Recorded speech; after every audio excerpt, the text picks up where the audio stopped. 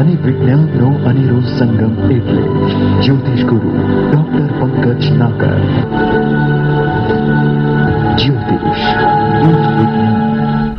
નમસ્કાર દર્શક મિત્રો, જ્યોતિષ એક વિજ્ઞાન કાર્યક્રમમાં મારી સાથે જ્યોતિષ ગુરુ ડોક્ટર પંકજભાઈ નાગર અને હું અશોક મોદી આપનું સ્વાગત કરીએ છીએ અને આપ નિહાળી રહ્યા છો અમારા જીટીપીએલ ગુજરાતીની વિશેષ રજૂઆત કાર્યક્રમ જ્યોતિષ એક વિજ્ઞાનમાં.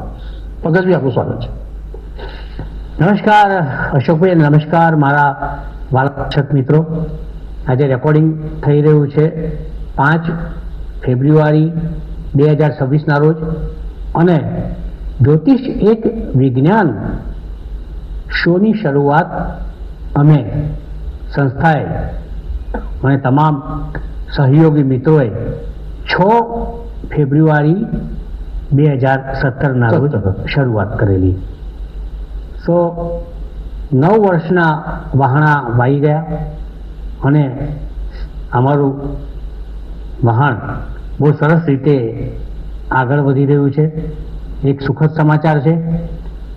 અવનવી વાનગીઓ અને દરેક વખતે થાળી ભલે એની હોય પરંતુ અંદર વાનગીઓનું વૈવિધ્ય, વિવિધતા, વિશેષતા અમે એક જબરજસ્ત મૌલિકતા સાથે સાચવી છે. એનાથી કોઈ મોટા સમાચાર આ શોના હોઈ શકે નહીં. 9 વર્ષના આ પ્રલંબ સમય દરમિયાન મિત્રો, જે દર્શક મિત્રો યુટ્યુબ પર કે ટીવીની સામે બેસીને અમારો કાર્યક્રમ નિયમિત રીતે જોતા હોય એમના માટે એક પ્રેમભરી, મૈત્રી સભર એક પડકાર કે તમે એક પણ શો એવો મારી સમક્ષ લાવીને મૂકો કે જ્યાં ક્યાંક ડુપ્લિકેશન આવતું હોય. કદી ન બની શકે. બિલકુલ બિલકુલ સર. અને એ જ આ શોની ખાસિયત, વિવિધતા, આકર્ષણ અને પ્રેમ સ્નેહનું સંયોજન છે. તાઓ મિત્રો, આજે આ શોની અંદર 10મા વર્ષમાં મંગલ પ્રવેશ કરતા વેળાએ એક નવા વિશેષ વિષય સાથે, જ્યાં ધર્મ છે, જ્ઞાન છે, વિજ્ઞાન છે, જ્યાં અમે છીએ અને સૌથી વધારે મહત્વની વાત, જ્યાં કાયમ માટે તમે છો. અશોકભાઈ. બિલકુલ સર. પંકજભાઈ, આપણે ખૂબ સુંદર વાત કરી અને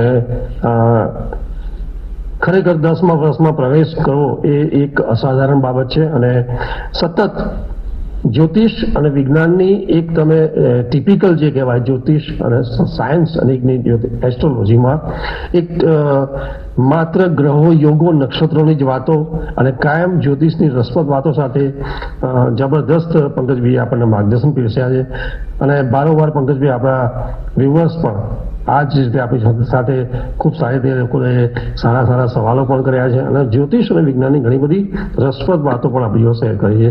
દર્શક મિત્રો, આપનો ખૂબ આભાર કે છેલ્લા 10 વર્ષથી આ પ્રોગ્રામને તમે સરાહી રહ્યા છો અને અમને પ્રોત્સાહન મળી રહ્યું છે. પંકજભાઈના આજે 10મા વર્ષે પણ મેં જોયું છે કે આજે એ જ્યારે આવે છે ત્યારે એટલી એનર્જી સાથે અને જબરદસ્ત કોઈ પણ જેમ એમને કહ્યું કે કોઈ પણ કાર્યક્રમ ડુપ્લિકેશન ન થાય અને દરેક વખતે નવી જ વસ્તુઓ પીરસવાની એક એમની જે ભૂખ છે અને આપણી જે એક ચાહના છે એના લીધે આ કાર્યક્રમને ખરેખર this is the beauty of programme sir. Very honestly.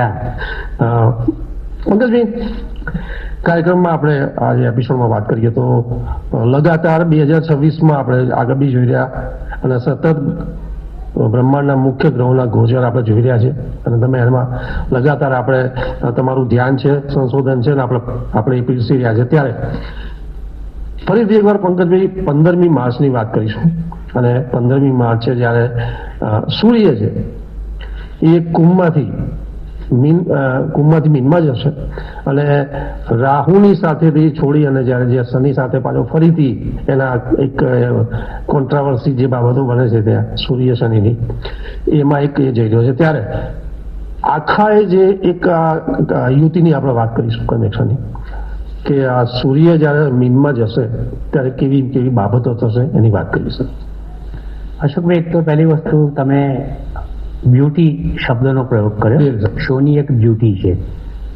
તો આઈ નો વેરી વેલ કે 9 વર્ષ દરમિયાન મેં એક વસ્તુ અનુભવી છે કે મારા એન્કર તરીકે you are the big fan of beauty.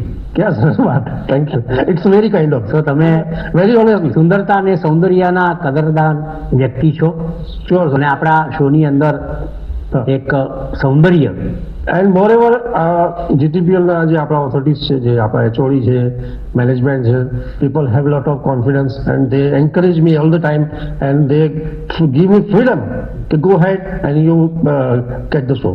અત્યારે આપણા તાજેતરમાં છેલ્લા 4 વર્ષથી જયભાઈ મિલવાલ છે, free hand you do it. પણ આપણને એનો સાથે સાથે દર્શક મિત્રોનો પણ એટલો જ આપણને સાથ મળેલો છે. એ જ મહત્વની વસ્તુ છે ને, કે તમને અસંખ્ય તક મળતી હોય, રાઈટ, પણ જો ફ્રી હેન્ડ મળતો હોય અને એમાં ફ્રી લેન્ડ મળતી હોય, રાઈટ. તો તમને તમારા જેટલી હોબીઝ હોય, તમારી પેશન હોય, એના માટેનો અવકાશ. બિલકુલ બિલકુલ. અને સૌથી મોટી સ્વતંત્રતા ક્યાંથી આવે? કે એ તમારા નેતા અગર તો તમારા હેડ તરફથી આવે.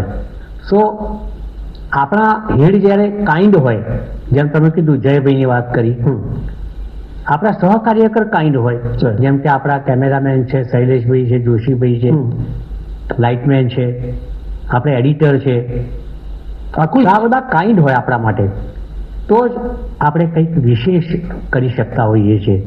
સો આ 9 વર્ષના પ્રારંભ સમય બાદ 10મા વર્ષની અંદર એક વિજયી પ્રવેશ કરતા પહેલા જે નામ હું બોલ્યો છું એ લોકોનો તો તહે દિલથી જેટલો આભાર માનું એટલો મારા માટે ઘણો ઓછો કહેવાય.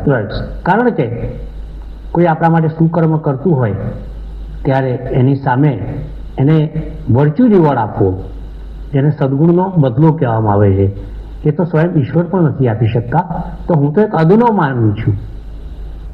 તો બસ બીજે લોકોએ સહકાર આપ્યો છે એ લોકોનો આભાર. અને ખાસ કરીને આ જે નામ લીધા બધા મારા કરતાં ઉંમરમાં નાના છે, એટલે ખાસ આશીર્વાદ કે ફૂલે ફલે અને આ 10મા વર્ષની જગ્યાએ 100 વર્ષ સુધી આપણે બધા મળતા રહીએ, એવી જ પ્રભુને પ્રાર્થના કરીશું. સૂર્ય મહારાજ, ધ કિંગ ઓફ પ્લેનેટ્સ, આ શોની અંદર વાત કરીશું એની, કે હવે કુંભમાંથી મીન રાશિની અંદર 15 માર્ચ 2026ના રોજ પ્રવેશ કરી રહ્યા છે.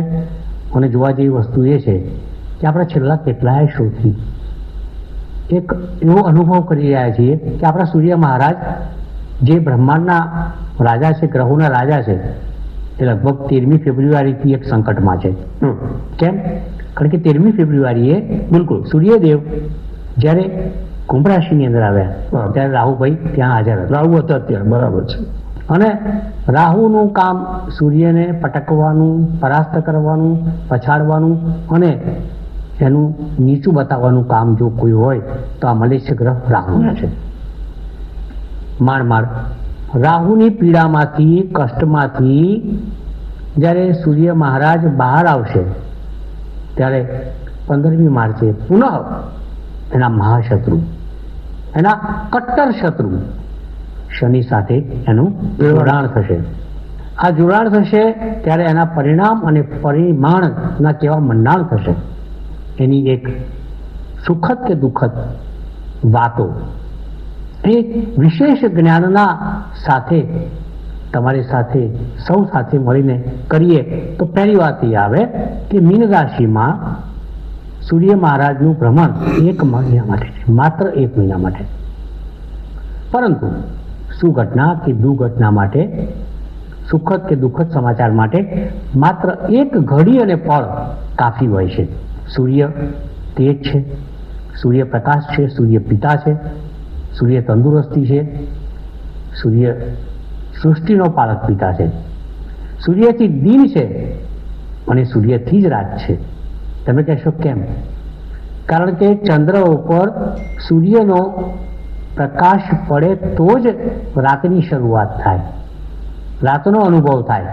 તો આ સૂર્ય મહારાજ જે ખરેખર પ્રત્યક્ષ દેવ, પરમ પૂજનીય અને જે ખરેખર સમગ્ર સૃષ્ટિ બ્રહ્માંડ માટે એક એવું ગ્રહ યોગ છે કે એવો એક ગ્રહ છે કે જે ખરેખર એની અંદર વૈજ્ઞાનિક દ્રષ્ટિએ વિચારીએ તો ત્યાં યુરેનિયમ છે, હાઇડ્રોજન છે, કેટલું પ્રમાણ છે એનું, અગનગોળો છે અને ખરેખર એનો તાપ, એનો પ્રકોપ જેના પર આશીર્વાદ ઉતારે અને સંસાર સાગર તરાવે, અને જે નારાજ થાય તો કેટલીય મુસીબતોનું સર્જન થાય.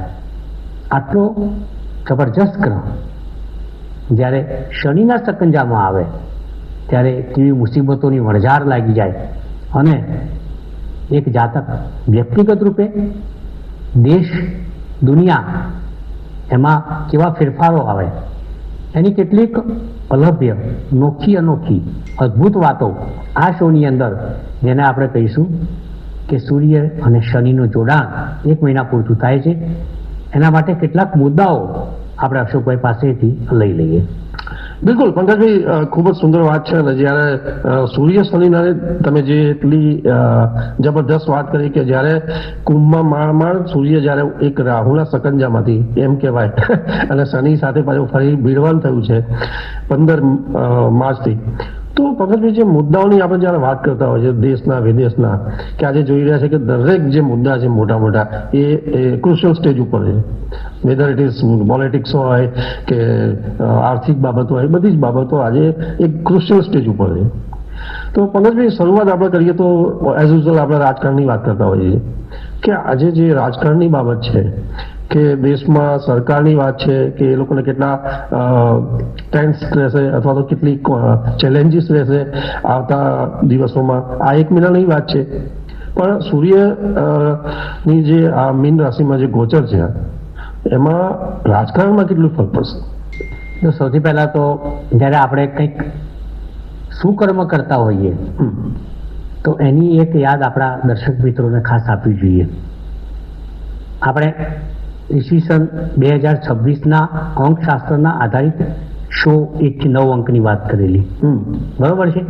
એની અંદર આપણે એક બહુ જ ચોખવટ કરેલી કે 2026 એ અંક 1નું વર્ષ છે, because total is 10 and that comes to 1, બરોબર છે.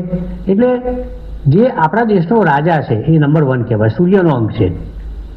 અને સૂર્ય 10ના અંકમાં જ્યારે આવશે એ પણ 1 + 0 = 1, એટલે મકરમાં આવશે ત્યારે, ત્યાં સુધીમાં વિદેશ નીતિની તરફથી કે કોઈ વિદેશના આતંકવાદી નેતા, જેમ કે બરોબર છે, જે ભારતને હેરાન કરતા હોય, બરોબર છે, પેલી ડ્યુટી વધારતા હોય, ટેરિફ વધારતા હોય, આ કરતા હોય, તે કરતા હોય, તો હવે લોકો જે બાવડા ઊંધાઈ રહે. હમણાં સમાચાર મળ્યા કે ટેરિફની અંદર ઘણો એ લોકો ઝૂક્યા છે થોડા. આ પ્રિડિક્શન આપણું સાચું પડે, રાઈટ સર, બરોબર છે.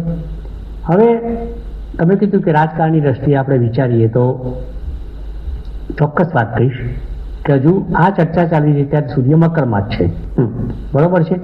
અને સૂર્ય એ રાજા છે. રાહુ સાથે આવ્યો, જોડાશે હવે શનિ સાથે. ત્યારે એક વાત સુનિશ્ચિત છે કે આપણા મોદી સાહેબ હોય કે ભારતની બીજેપીની કોઈ પણ નેતાગીરી હોય, કોઈ પણ સ્ટેટની અંદર હોય, તો શાસક પક્ષનો જય જયકાર થશે. આ કદાચ હું 3જી વખત બોલું છું 2026ની અંદર.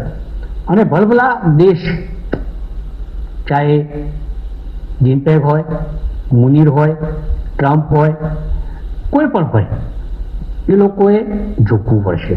ઇસ્લામિક કન્ટ્રીએ પણ ઝૂકવું પડશે.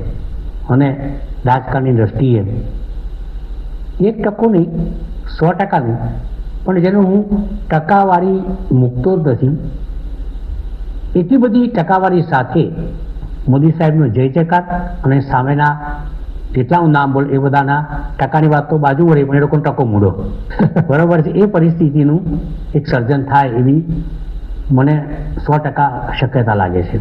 મીનના શનિ અને સૂર્યના ગોચર ભ્રમણ દરમિયાન જે લોકો આધ્યાત્મવાદ જોડે જોડાયેલા છે, એવા નેતાઓ, એવા જાતકો, જેમ કે શ્રી રવિશંકર મહારાજ છે, તો યુપીના આપણા માનનીય ચીફ મિનિસ્ટર યોગીજી છે,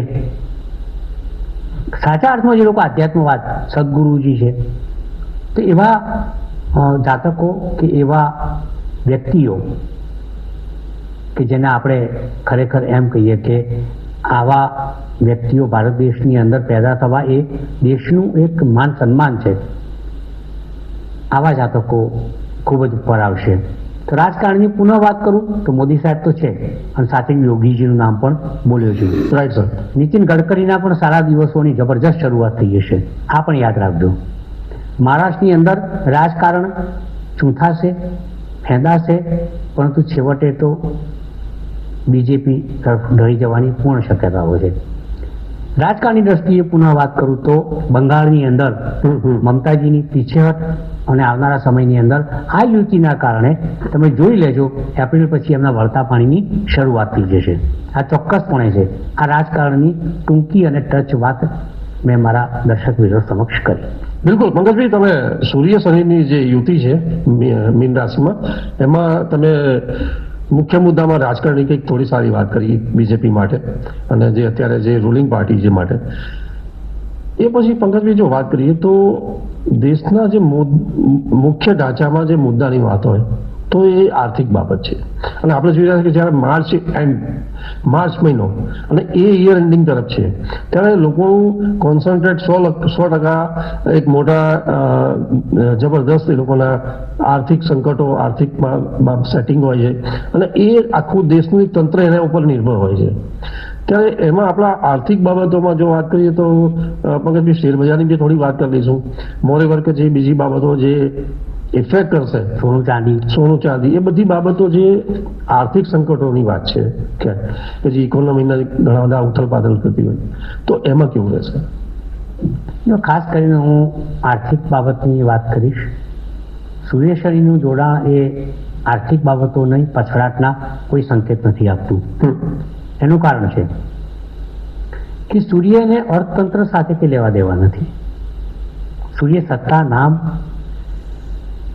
જીવન, સૃષ્ટિનો દાતા, પિતાનો કારક છે. સો અર્થતંત્ર સાથે સૂર્ય હેઝ નથિંગ ટુ ડુ. બીજી વસ્તુ શનિ સાથે જોડાશે. શનિ એ શંક કરી શકે છે, મેટરને સંકોચનનો કારક છે, પરંતુ શનિ એ આધ્યાત્મવાદનો ગ્રહ છે, વૃદ્ધાવસ્થાનો ગ્રહ છે, બરાબર, સંકટ પીડા એનો ગ્રહ છે. એટલે આ જોડાણની અંદર ક્યાંક રાજકારણની વાત આવે, મોટા માથાની વાત આવે તો તકલીફ થઈ શકે, એ વાત સુનિશ્ચિત છે. બિલકુલ. જે તમે મને નથી પૂછ્યું એમાં એક વાત પૂછું તમને, કે મારો સીધો જવાબ એવો છે અશોકભાઈ કે આર્થિક સંકટ નથી. બરોબર છે. બીજો જવાબ એ છે કે આર્થિક નીતિના કેટલાક ફેરફારો એમાં વિદેશ નીતિ સાથે સાંકળીને ભારતને ચોક્કસપણે ફાયદો થાય એવા પગલાં આર્થિક દ્રષ્ટિ આવશે, એ પણ સુનિશ્ચિત બાબત છે. પરંતુ મારે તમે પૂછ્યું નથી પણ હું કહીશ, કારણ કે એકાક રહી જઈશું તો કહી શકીશું નહીં. બિલકુલ બિલકુલ સર. સૂર્ય શનિનું જોડાણ આવે ત્યારે એક વાત ચોક્કસ છે કે હજુ મને 15 માર્ચથી 15 એપ્રિલ દરમિયાન કોઈ મોટું માથું, વિશ્વનું કોઈ જાણકાર મોટું માથું, આપણા દેશનું કોઈ મોટું માથું, એ ચોક્કસપણે પ્લેન ક્રેશની કોઈ ઘટનાની અંદર પુનઃ સ્વર્ગવાસી થાય એવા એંધાણ મને લાગે છે. કારણ કે મીન રાશિ એ જળ તત્વની રાશિ છે, શનિ વાયુ તત્વનો ગ્રહ છે, સૂર્ય અગ્નિ તત્વનો ગ્રહ છે. એટલે એક વાત ચોક્કસ છે કે પાણી ઉપરથી ઉડતા પ્લેન, એટલે દરિયાનો વિસ્તાર આવતો હોય ત્યાંથી ઉપરથી જઈ રહેલું પ્લેન, વાયુ તત્વ એટલે આકાશ, બરોબર છે, આકાશમાં વાયુ સાથે સંકળાયેલું ઉડતું પ્લેન, અને અગ્નિ તત્વ એટલે ભસ્મીભૂત થવાની વાત છે. બરાબર. આ પણ ચોક્કસ થશે. એના બનાવો અસંખ્ય પ્રમાણમાં વધશે, આગજળીની ઘટનાઓ બનશે અને પુનઃ આવનારો સમય કોઈ મોટા માથા માટે, નેતા માટે, અગર જાણીતી વ્યક્તિ માટે ખૂબ જ સંકટમય લાગે છે એવું મારું અંગતપણે માનવું છે. બીજી વસ્તુ વાત કરીશ કે શોમાં હું કાયમ બોલતો સોનું વધશે. સોનું, બરાબર છે. સોનું એટલે શું છે ખબર છે? સચિન તેંડુલકર છે. બિલકુલ બિલકુલ સર. સોનું એટલે વિરાટ કોહલી છે. ખ્યાલ આવે તમને? સોનું એટલે મોહમ્મદ રફી સાહેબ છે કે ક્યારેક એમનું ગળું થોડુંક બેસી જાય અને સચિનનું બેટ ક્યારેક ના પણ ચાલે, વિરાટ કોહલીનું ના ચાલે બેટ, મોદી સાહેબ ક્યાંક છે ડાકા પાછા થઈ શકે, પરંતુ આ બધું સોનું છે દેશનું. એટલે એમાં ક્યારેક થોડુંક ડિપ્રેશન આવે પણ સોનું તો સોનું જ છે ને. બિલકુલ સર. વચમાં 2-3 દિવસ થોડું ઘટ્યું એટલે હાહાકાર થઈ ગયો. ત્યારે મેં બધાને કહ્યું, મારા પર ફોન આવ્યો, પંકજભાઈ યાર સોનું તો વધવું જ જોઈએ. મેં કીધું સોનું વધવું જ જોઈએ કારણ કે સોનું છે. Right sir. કારણ કે સોનું છે એટલે એક વાત સુનિશ્ચિત છે કે આ સમયની અંદર આજના ભાવ તમે લખી લો, લગભગ 15.29 એટલે 15,29,000 100 ગ્રામનો કંઈક ભાવ છે એવું મેં બહાર સાંભળ્યું. તો હવે જોજો કે 15 માર્ચથી 15 એપ્રિલ દરમિયાન 16-17 હશે ને હશે. આ વાત સુનિશ્ચિત છે. એટલે ચાંદી પણ વધશે, તમામ પ્રકારની મેટલ વધશે, પેટ્રોલના ભાવ વધશે, હળદરના ભાવ વધશે. આ બધી ઘટનાઓ બનવાની જ છે, આ સુનિશ્ચિત છે બધું. એટલે એક વાત ચોક્કસ કહીશ કે આવનારો સમય બહારના દેશો માટે એક નાના યુદ્ધ જેવો હશે, નોટ વિશ્વ યુદ્ધ, બિલકુલ, બટ નાના યુદ્ધ જેવો. જેમ કે ઇસ્લામિક કન્ટ્રી અંદર લડશે, કાં તો ક્યાંક બીજો સંડો હશે. મોટા માથા Russia, China, America, Pakistan, Israel,